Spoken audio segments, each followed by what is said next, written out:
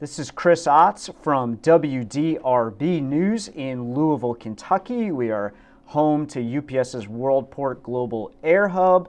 And I wanted to take the information that's just come out about the contract and the specific wage increases for different types of employees with different seniority, break it down and show what kind of growth rate do these increases represent for each type of employee. So let's take a look at 4 of the 6 examples that the Teamsters have put out. So first, let's look at what this means for a long tenured top rate person. This is a driver currently earning the top rate of about $42 an hour. And if you look at how those wage increases add up over 5 years, you get to $49 an hour. Now here's what I'm giving you that's not included in the estimates that have come out from the IBT.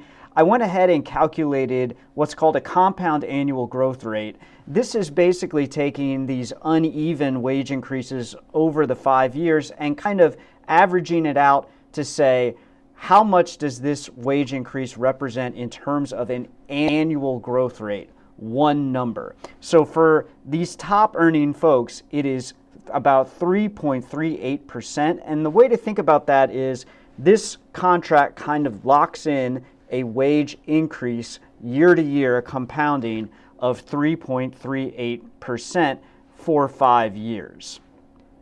Next, let's look at the opposite end of the spectrum, a brand new hire. Now here they're raising the starting pay up to $21 an hour, but these increases are the lowest in the contract in terms of annual increases. So over the next 4 years, that new person is going to go from 21 to 23. And that's a compound annual growth rate of 2.3%.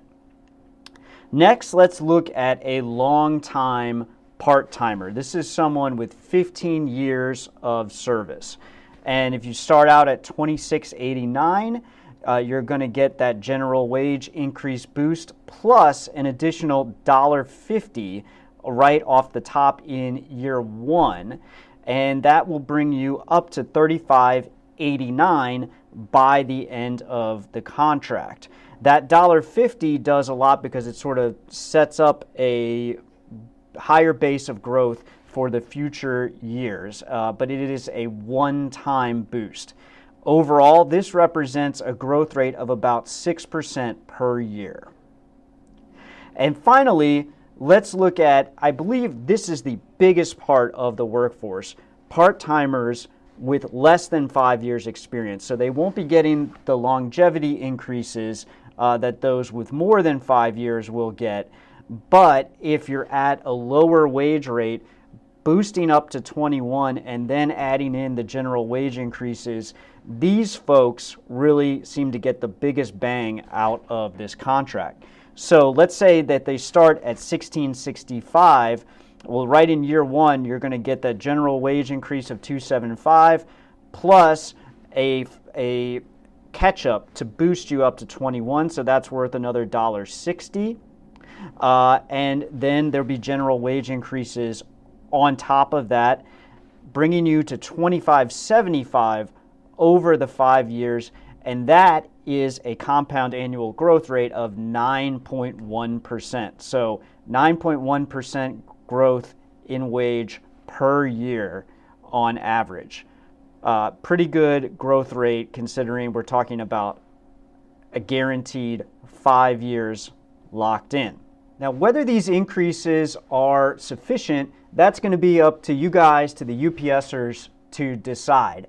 I'm not weighing in on that either way. I just wanted to break this down, show it graphically because I think it's a little bit easier to understand, and add in those annual growth rates to kind of help you conceptualize who's getting the biggest chunk of growth over this 5-year period.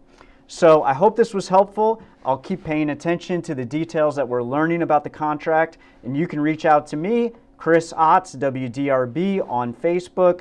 I've got my direct messages open, so feel free to send one, and my email is cotts@wdrb.com.